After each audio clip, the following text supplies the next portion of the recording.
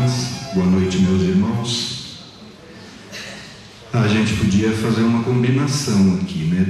Eu sempre nas minhas palestras, nas minhas falas, eu procuro deixar esse lado esquerdo das fileiras de cadeiras para os espíritos desencarnados. Então, por favor, lembra cá para não sentar no colo do espírito desencarnado aí. Vamos lá, vamos começar uma festa. Vamos começar a festa.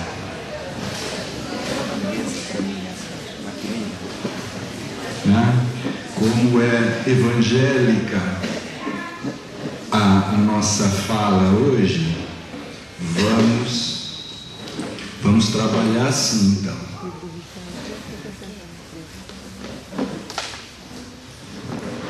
A nossa colocação de reflexão hoje do Evangelho é Jesus, a luz do mundo. Ele diz no Evangelho de João: eu sou a luz do mundo e quem me segue não andará na escuridão.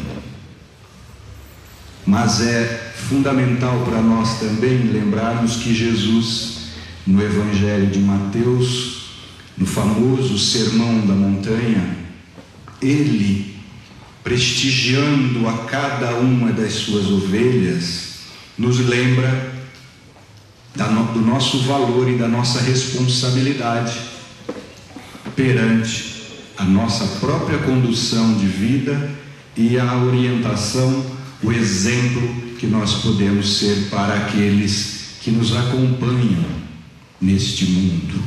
Ele nos diz: vós sois a luz do mundo. Olha que responsabilidade Jesus nos atribui.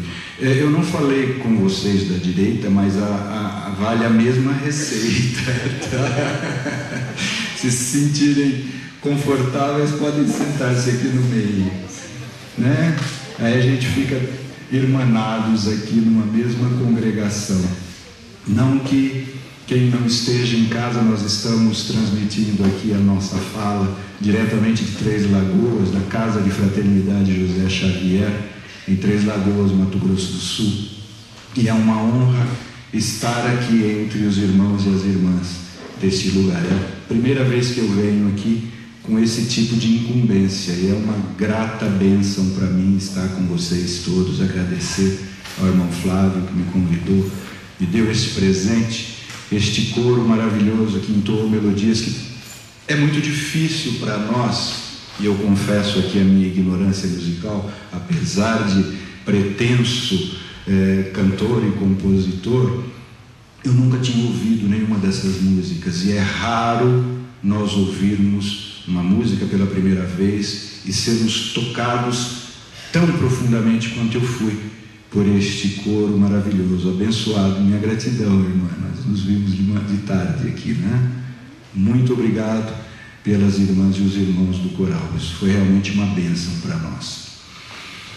Jesus, a luz do mundo, vós sois a luz do mundo, nos diz Jesus, já nos dando a referência, igualando, nivelando a sua importância com a nossa própria importância.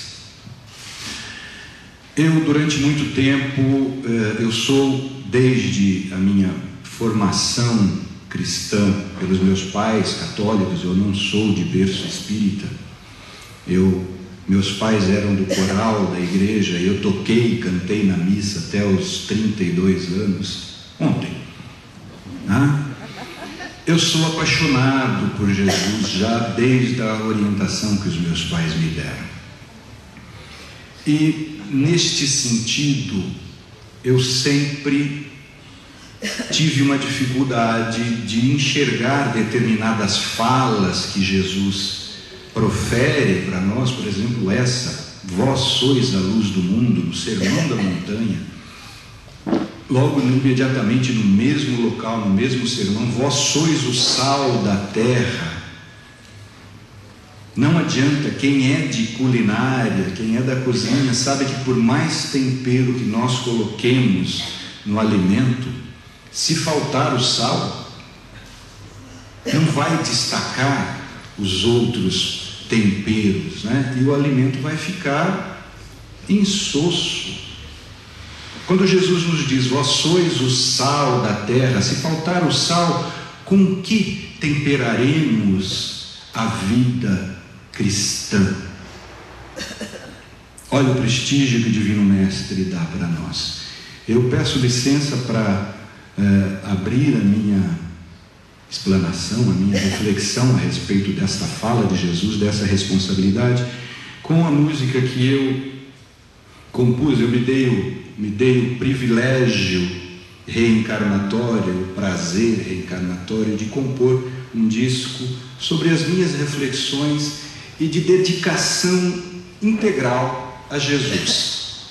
É minha declaração de amor a Jesus. Essa música se chama Clareia, porque é exatamente isso que Ele fez na minha vida, e eu quero compartilhar com vocês para que Ele nos ilumine como a luz do mundo. É eu falando para Jesus: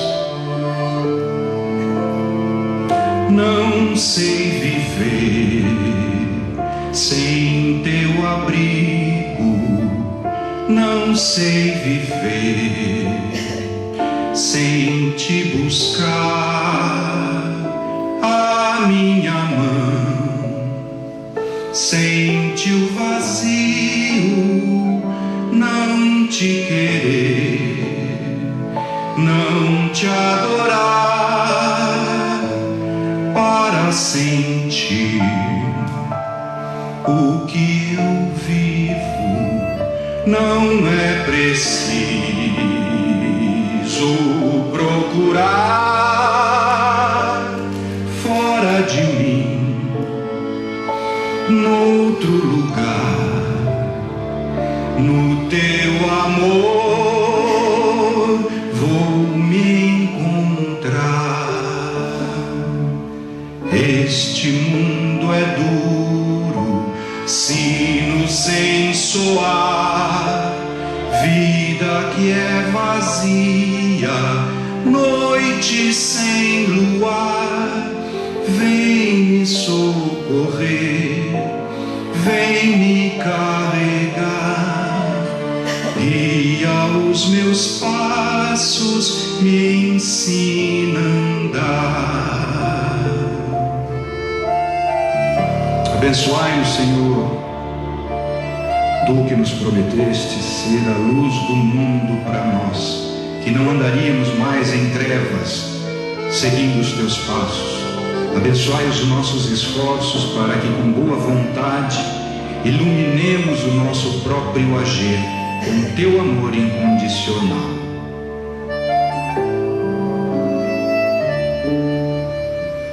Com tua mão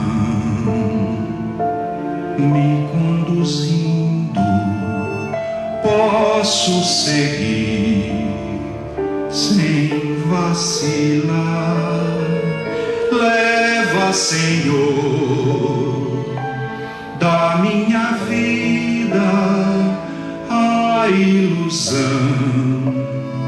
que o mundo dá ao descobrir teus olhos mansos a me prender, me iluminar. Sinto viver o despertar, o sol da vida, o clarear. Já não temo escuro, o mundo a gritar. Sei que és meu refúgio, posso descansar. Eu me entrego a ti, todo o meu penar. Faço dos teus passos meu caminhar. Faço dos teus passos meu caminhar. Faço dos teus passos meu caminhar.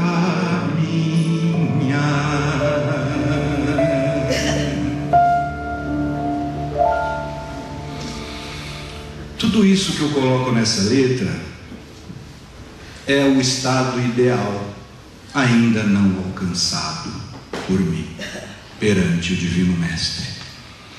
Mas o filósofo Immanuel Kant, tão falado por nós hoje à tarde aqui, amanhã cedo continuaremos no nosso seminário, diz que o objetivo da razão, a razão é insaciável. Por mais que nós busquemos o conhecimento, tão logo satisfeita esta nossa ânsia por este conhecimento, ela já estabelece imediatamente um novo alvo para nós, mira adiante para nós estabelecermos um alvo cada vez mais distante. Eu ainda não encontrei o Jesus que eu admiro, o Jesus que eu amo dentro de mim. Eu ainda não tenho esse Jesus para dar, para transmitir. Mas, a partir do momento que eu assumi a Ele como o meu modelo, o meu paradigma, o paráclito para esta minha existência e para a minha vida, eu estou colocando lá à frente da minha vontade, do meu anseio existencial, da minha fé, estabelecer este encontro dentro de mim com Jesus, porque eu sei que Ele confia plenamente em mim. Então este é o meu anseio existencial, esta é a minha busca. Eu já amo Jesus desde pequenininho, eu amo o Evangelho de Jesus desde pequenininho, mas algumas coisas que ele falava para mim me incomodavam muito quando eu não conhecia a filosofia e a religião espírita. Por exemplo, vós sois a luz do mundo. Não se acende uma luz e a coloca sob o alqueire, porque nós vamos apagar essa luz, ou ela vai iluminar somente os nossos pés. Mas não, diz Jesus, alce-a, eleve-a cada vez mais alto, para que além de iluminar os seus próprios caminhos, ela ilumine a muitos outros. Ele fala isso para mim, e eu não compreendia. Quando ele dizia, sois deuses. Eu estou voltando, dizia Jesus depois do Pentecostes, quando ele mandou para nós a chama do ser, esclarecimento espiritual. Eu estou voltando para o mundo, para o meu reino espiritual, e vocês vão ficar, mas vocês vão fazer tudo o que eu fiz e mais. Não é possível que ele esteja falando isso para mim. Ou ele não me conhece, ou ele está me iludindo. E eu não posso pensar em Jesus como um espírito puro que nos engana, um falsificador, um estimulador de inverdades. E ele falava mais, sois deuses. Eu falei, meu Deus, mas como isso? E aí ele dizia, na parábola maravilhosa, na metáfora maravilhosa, olhai os lírios do campo, olhai as aves do céu. As aves não plantam, não colhem, e todos os dias o Pai lhes fornece o alimento. Olhai os lírios do campo, não tecem, não fiam, e nem o rei Salomão, no auge do seu império, conseguia se vestir tão lindamente quanto um lírio do campo. Portanto, Paulo, por que você se preocupa tanto ainda com o de vestir e com o de comer? A cada dia basta a sua necessidade. E aí ele fala para a gente com tanta convicção e com tanto prestígio para nós: O Pai não deixa faltar o alimento para as aves e não deixa faltar a vestimenta para os lírios. Por um acaso, o Pai ama mais as aves e os lírios do que a vós, Paulo? Homem de pouca fé. Quando eu digo nessa letra, não sei viver sem teu abrigo, não sei viver sem te buscar, é exatamente isso que eu sinto. Tem uma música, quem é da minha geração aqui, que eu não vou falar, né? Senão vocês vão descobrir a minha idade. Tem uma música de uma banda de rock irlandesa que se chama Você Também. Vocês conhecem? U2. E o U2 tem uma música que é I still, me perdoe o inglês que é macarrônico, tá? Still haven't found what I'm looking for. É isso que eu quero dizer. Eu estou te buscando. Eu não sei viver sem teu abrigo, Jesus, sem o abrigo do teu evangelho de luz. Não sei viver sem te buscar neste mundo. A minha mão sente o abrigo vazio da minha vida. Não te querer, não te adorar. É um vazio para mim não buscá-lo. Para viver o que eu sinto, não é preciso procurar fora de mim, em outro lugar. No teu amor, eu vou encontrar esta vida, este sentimento. No teu exemplo de nascimento, de vida e de desencarne, eu vou encontrar. Para sentir o que eu vivo, não é preciso procurar fora de mim, no outro lugar. No teu amor é que eu vou encontrar. Este mundo é duro. Tem alguém que não concorda aí? Por favor, me dê a receita do que você está vivendo. Este mundo é duro. Nós vivemos num mundo, planeta de provas e expiações. É um sino sem soar. O que fala o apóstolo Paulo para nós? Se eu falo para uma assembleia e não falo a língua dessa assembleia e não ouço a linguagem desta assembleia, eu posso falar bonito para ela, eu posso falar de uma maneira brilhante, eu posso soar encantadoramente para ela, mas eu vou ser igual um sino, frio e duro. Sino sem soar este mundo é, se nós vivermos com os nossos sentidos espirituais voltados para o mundo. E a Jesus nos recomenda voltarmos. O reino de Deus não vem com formas exteriores, não busca fora, no exterior de si, o reino de Deus. O que é reino de Deus para nós? O que é essa nossa busca?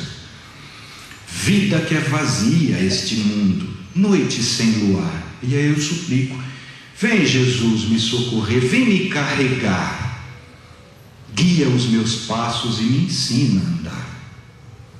Esta é a minha maneira de suplicar para Jesus. Fica comigo, eu sei que Ele está comigo, eu sei que Ele não me engana, porque Ele diz para nós: se vós fosseis do mundo, o mundo vos amaria mais do que eu, mas não, como antes do mundo eu vos escolhi para estardes no mundo, eu vos amo mais do que o mundo.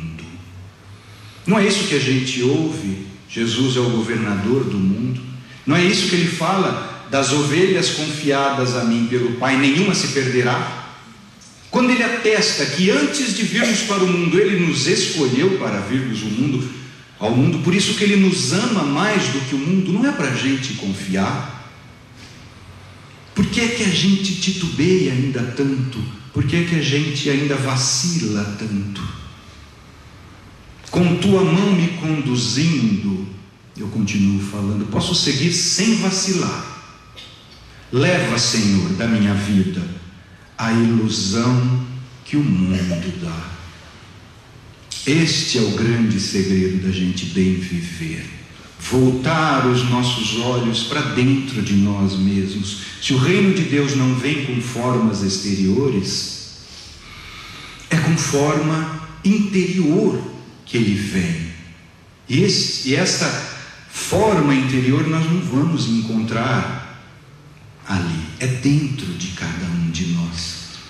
E é mergulhando dentro de cada um de nós que nós vamos encontrar a força que Jesus já nos credencia, que Ele nos dá, a confiança que Ele tem em nós. Sois deuses, fareis tudo o que fiz e mais. Por que a gente duvida?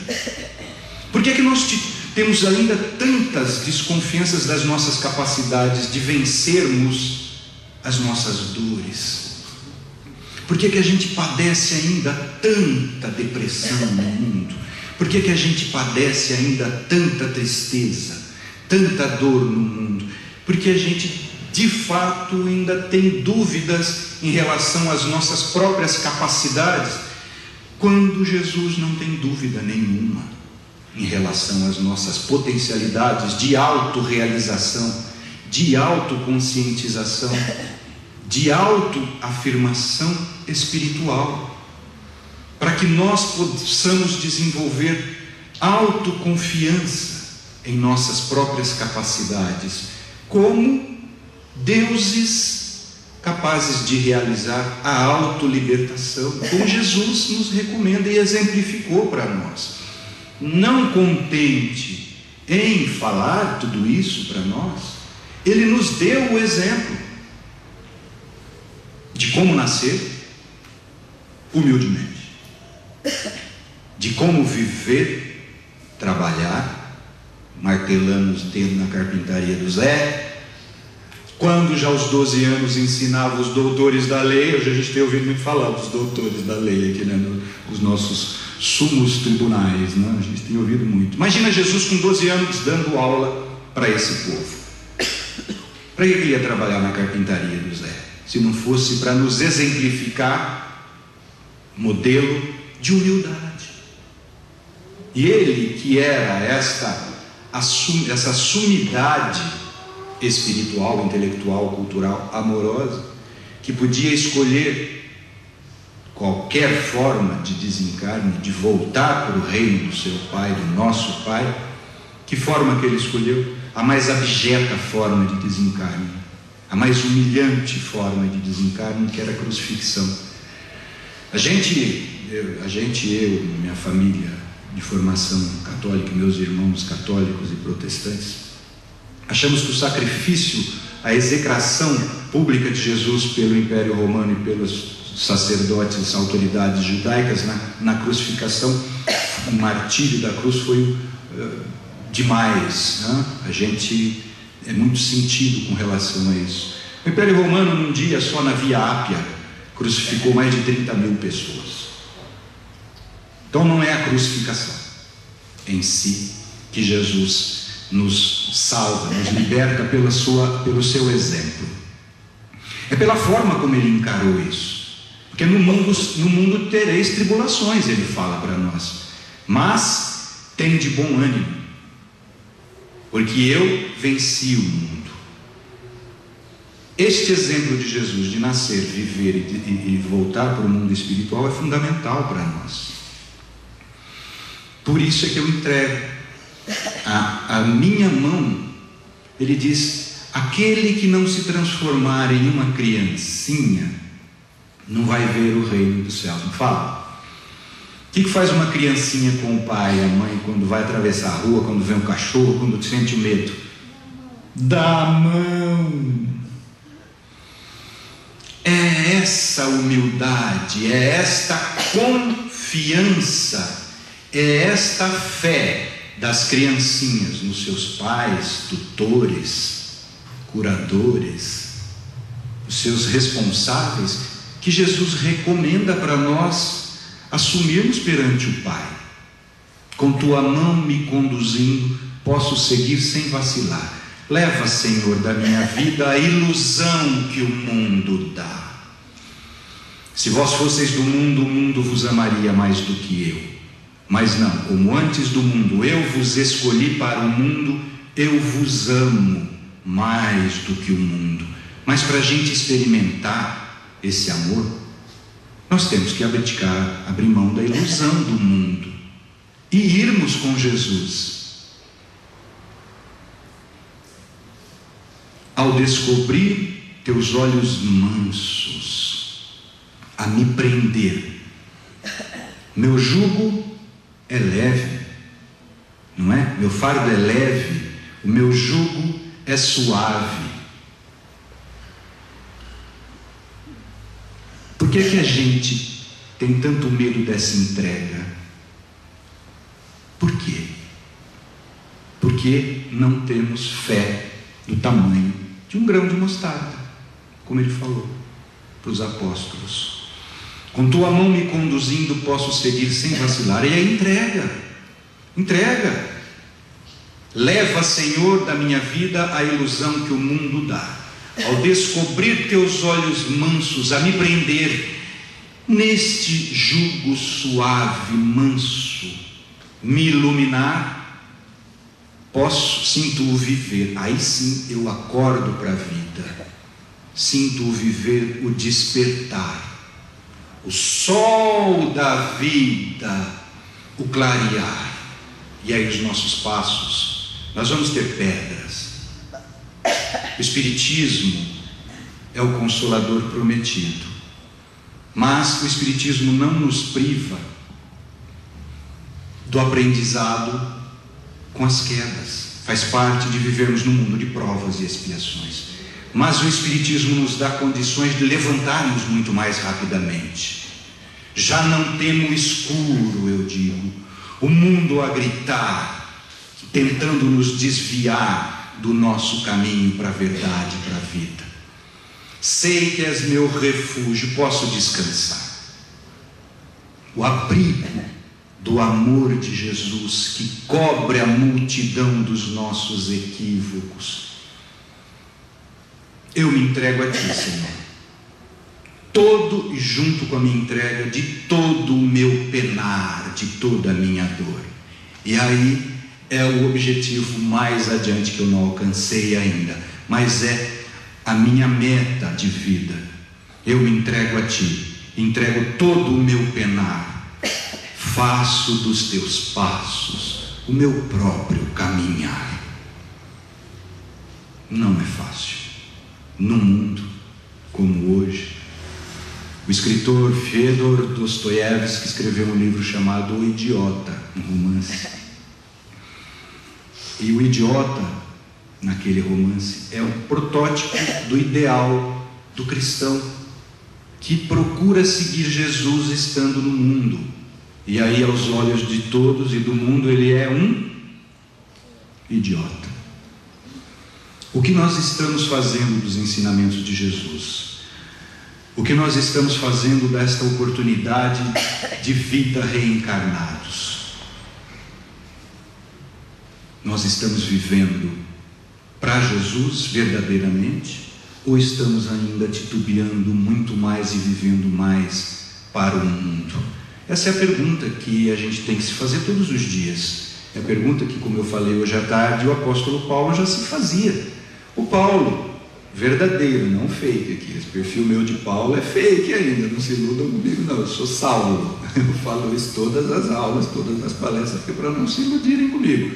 Saulo, eu estou ainda saindo de Jerusalém, não cheguei nem na divisa com a Síria ainda, né? Então Damasco está muito longe para mim.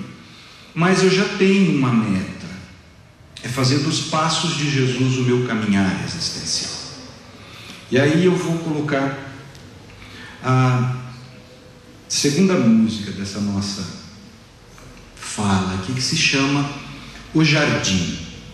Eu estive desde 24 de dezembro do ano passado até dia 5 de março desse ano, uma peregrinação pelas cidades que o apóstolo Paulo percorreu. Eu recebi uma outra encomenda da minha editora agora para escrever um livro sobre as cartas de Paulo. E eu tive a oportunidade, a possibilidade, e eu fiz uma peregrinação junto com a minha esposa, 70 dias, saindo do Brasil, passando por Portugal, França, junto com os nossos filhos, Roma, depois o Egito. Porque toda a história, para mim, do cristianismo começa ali. José fugiu com Maria para o Egito. Eu tenho um filho que tinha uma responsabilidade intercambiária, profissional e universitária, de 2 meses no Egito. A mãe, óbvio, meu filho vai ficar sozinho no Egito, é um mundo muçulmano, um mundo islâmico, e a gente todo preocupado. Ela falou: Paulo, já que você tem essa responsabilidade de escrever sobre as cartas do Paulo, por que é que você não leva o Otávio para o Egito? Estou com gripe, me perdoe. E aí você já fica ali percorrendo o Oriente Médio, a Ásia, fazendo a sua investigação. Falei, maravilha. A mulher deu o alvará, deu dinheiro. Falei, vamos embora, né?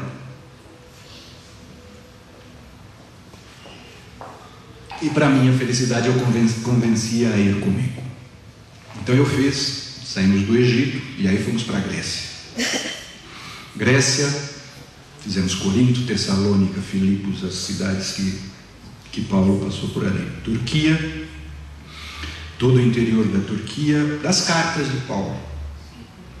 Não cheguei a Damasco, por quê? Porque a Síria está em guerra, né? Guerra civil. E aí, mas fui até Tarso, que é quase divisa com a Síria.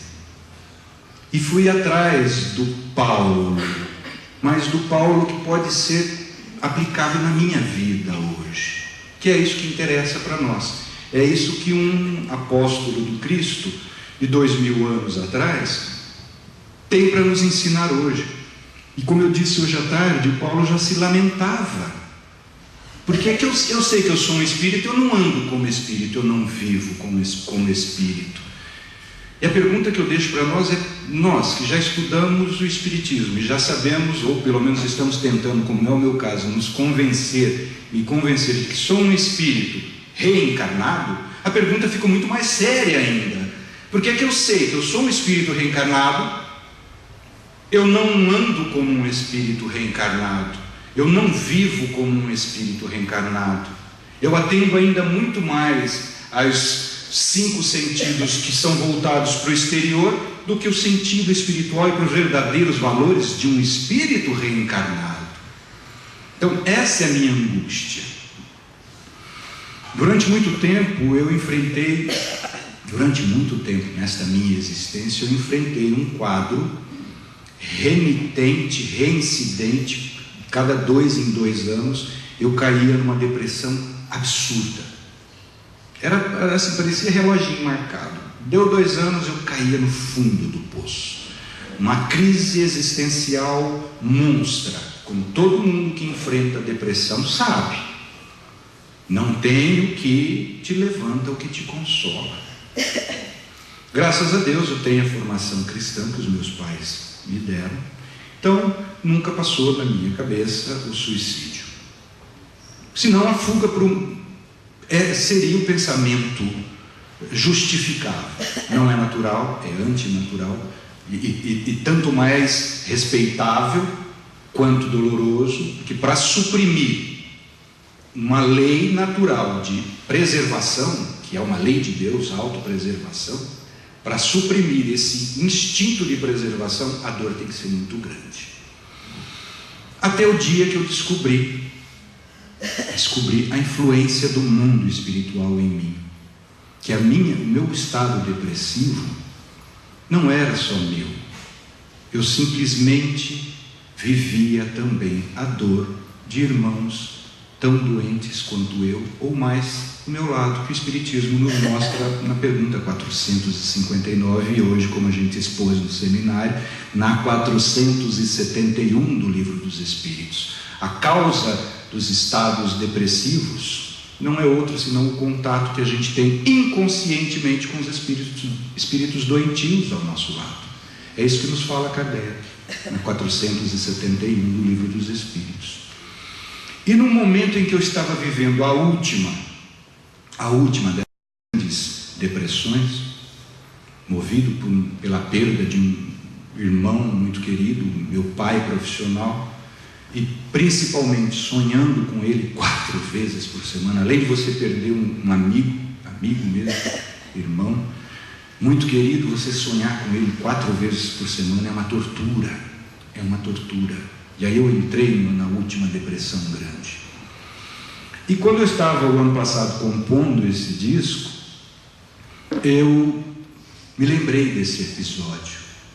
E uma das coisas que me segurou vivo foi ter o conhecimento de que Jesus também enfrentou quando foi preso na quinta-feira no Horto das Oliveiras, no Jardim das Oliveiras.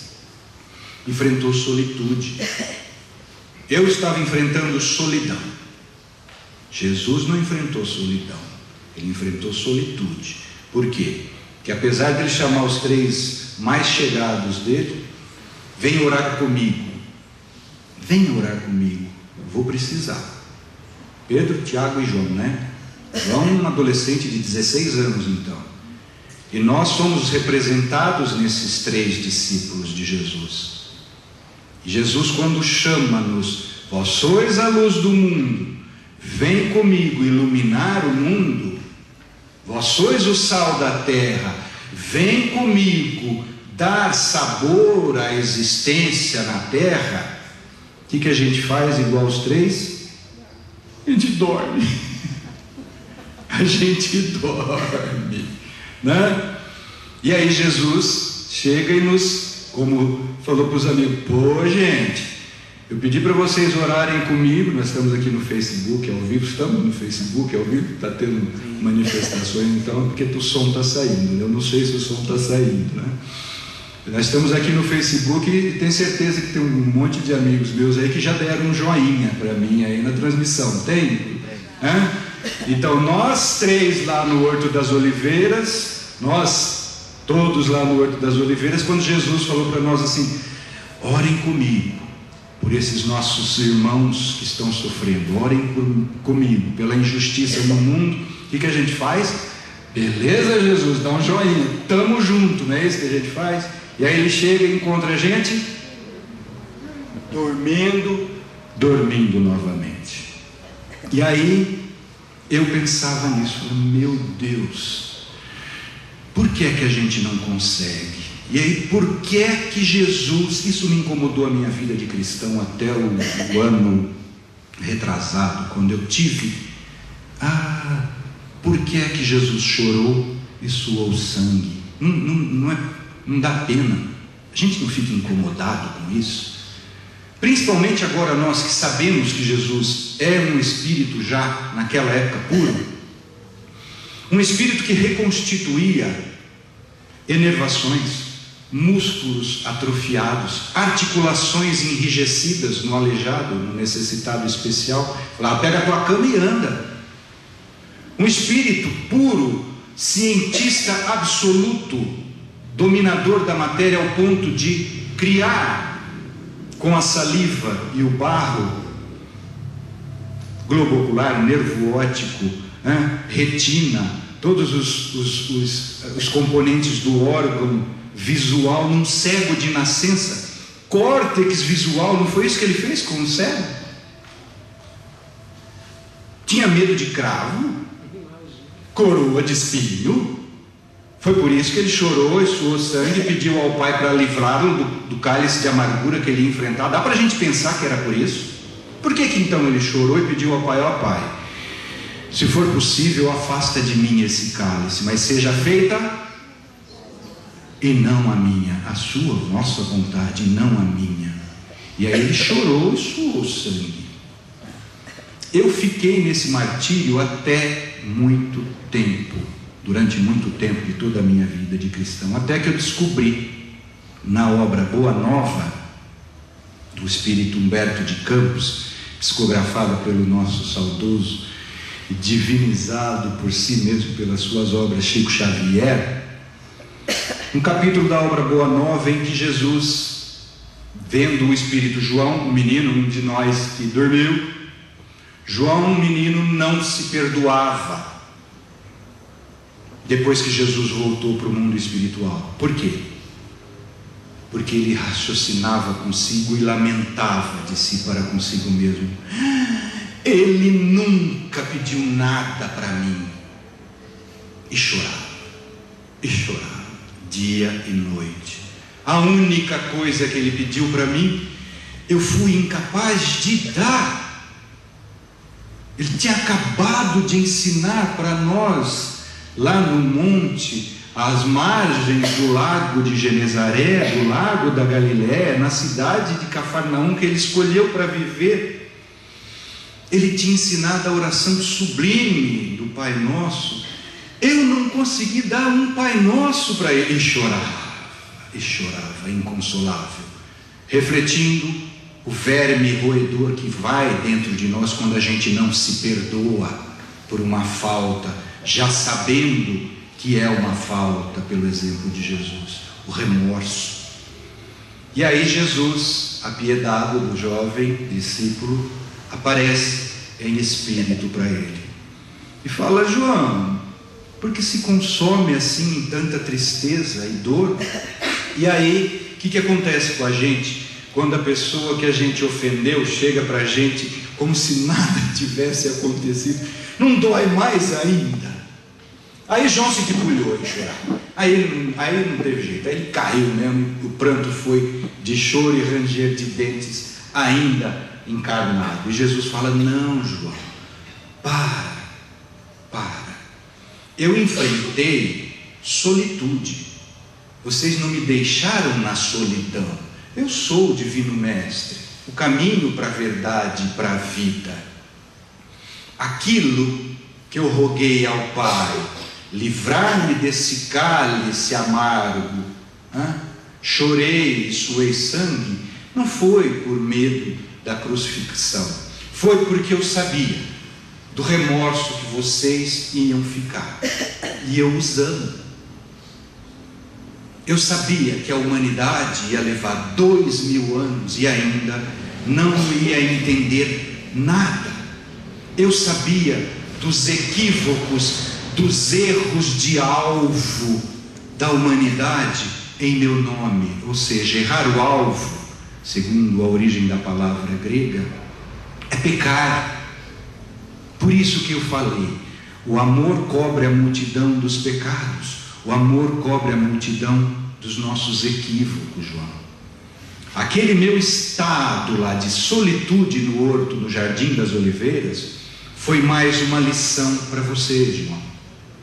Que aqui nós temos o dever de darmos suporte uns aos outros. E todas as vezes que a gente diz em relação a um irmão: eu não suporto mais essa pessoa, eu estou tirando o suporte dessa pessoa, eu estou pouco me lixando se ela cai e se estabaque. Não, João, nós devemos dar suporte a todos os nossos irmãos, mas eu quis mostrar que o caminho de ascensão espiritual, o meu Gólgota, o caminho na via dolorosa, o meu Calvário, isso quem tinha que fazer era eu. Foi só mais uma lição para vocês, então pare de chorar, menino. Quando eu descobri essa lição, eu tive a inspiração para fazer essa música que se chama O Jardim. E não é outro alvo, senão essa passagem do Evangelho e minha tentativa de encontrar-me com Jesus no Jardim das Oliveiras.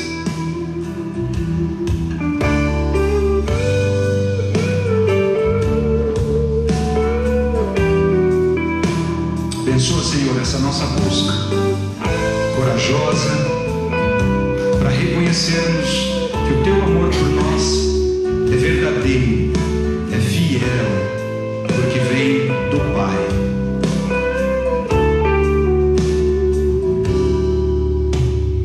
Posso viver sem sentir, posso correr por aí, vida que passa sumida, fui me afastando de ti, já não carrego meu sonho de viver perto de ti. Fiz da grandeza que some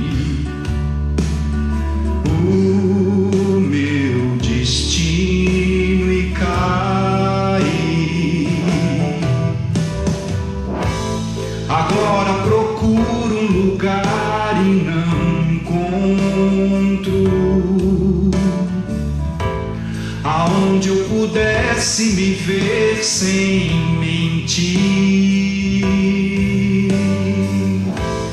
buscar um passado deixado no tempo, achar o tesouro que deste eu perdi.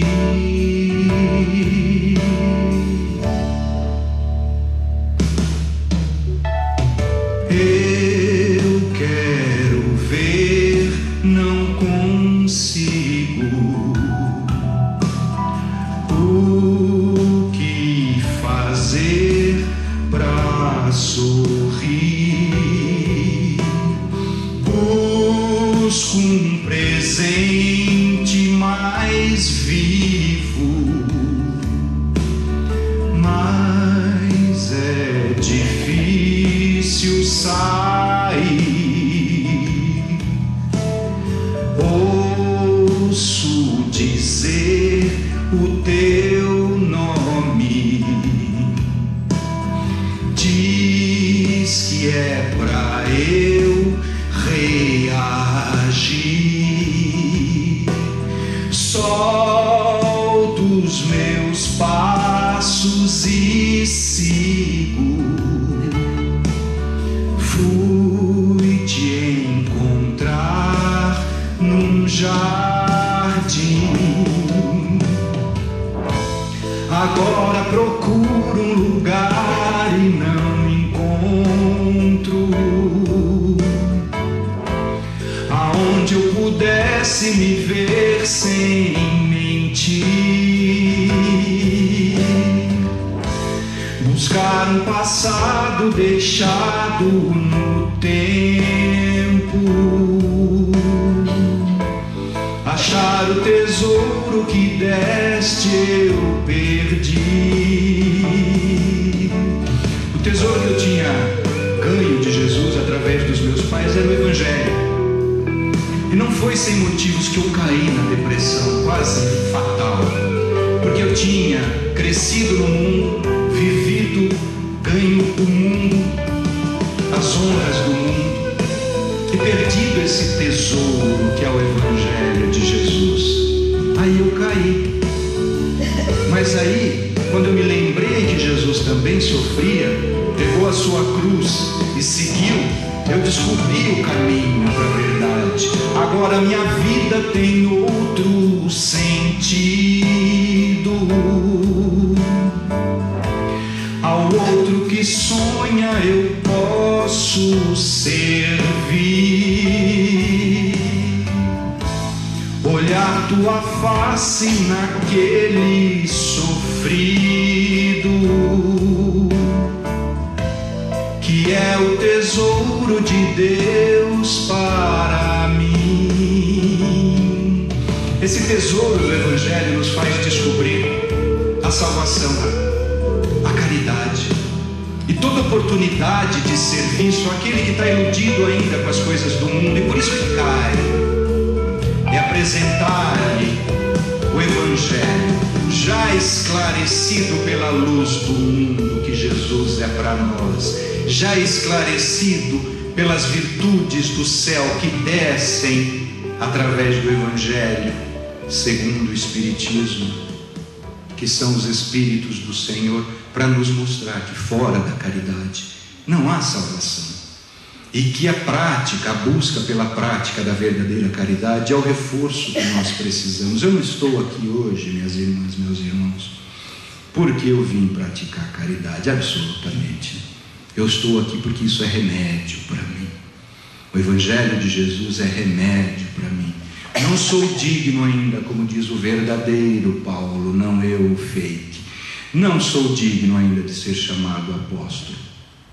Mas graças a Deus eu já sou o que eu sou. A depressão é um flagelo para nós. É o que nos faz esquecer de uma maneira muito cruel a nossa origem em Deus, a nossa destinação em Deus.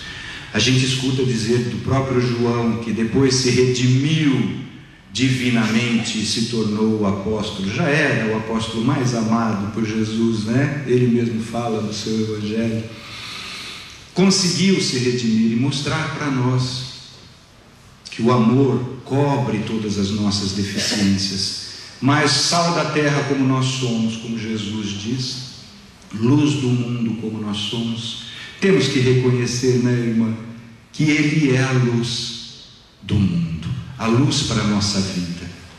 Mas vida, como Ele diz, eu vim para que todos tenham vida, mas vida em abundância. E vida em abundância nós não vamos encontrar só no mundo exterior, senão pela oportunidade que o mundo nos dá de praticarmos a benevolência para com todos, a indulgência para com as imperfeições alheias e o perdão dos pecados. O Evangelho de Jesus é esse tesouro que eu redescobri. Agora minha vida tem outro sentido. Ao outro que sonha como eu sonhava com as coisas do mundo, com as glórias do mundo, eu posso servir com o meu exemplo de humildação perante a vida. A abnegação, negar a mim mesmo perante a vontade soberana do Pai, que Jesus exemplificou para nós, quando Ele lamentava ao ponto de chorar e suar sangue, por amor à humanidade, não por medo. Foi por isso que Ele padeceu no Horto das Oliveiras. E nós, se estivermos vivenciando a solidão, lembremos da solitude altiva do Mestre, que saiu dali e não se deprimiu. Pegou a sua cruz, acendeu o seu calvário para nos exemplificar. Isso é abnegação, negar-se a si mesmo em virtude da vontade soberana do Pai. Por isso que Ele é o nosso caminho para a verdade e a vida. É por isso que nós temos que ter confiança nele, de que nenhum de nós vai se perder. Eu sou o bom pastor, eu conheço as minhas ovelhas e elas me conhecem. O pastor segue à frente e as ovelhas ouvem a sua voz e conhecem o timbre da sua voz. Que nós tenhamos condições de abrir os nossos olhos, de ver os nossos ouvidos espirituais, de ouvirmos e enxergarmos o bom pastor olhando para nós com seus olhos mansos, com seu exemplo, falar: vem. Se o mundo vos aborrece, aborreceu mais a mim, mas tende fé, eu venci o mundo. É isso que Ele deixa de exemplo para nós, que nós tenhamos condições de botarmos, ainda que sejamos taxados de tolos, ingênuos perante os olhos do mundo. Não, nós não somos definitivamente do mundo. Por isso que Jesus, nos escolhendo, nos ama muito mais do que o mundo. E que Deus nos abençoe a coragem e a força, porque não é fácil nós desenvolvermos essa postura determinada de fé já sentida, vivida, refletida. A fé que enfrenta as razões, as filosofias e as ciências do mundo frente a frente em todas as épocas e os tormentos mais cruéis que nós enfrentarmos neste mundo, porque esta é a verdadeira fé inabalável, aquela que nasce da reflexão, do conhecimento da verdade que nos libertará. E esse conhecimento foi nos exemplificado pelo Divino Mestre Jesus. Então que Ele nos abençoe hoje e sempre a nossa boa vontade de buscá-lo em todos os momentos da nossa vida. Que fiquem com Deus nosso Pai e as bênçãos do Divino Mestre Jesus.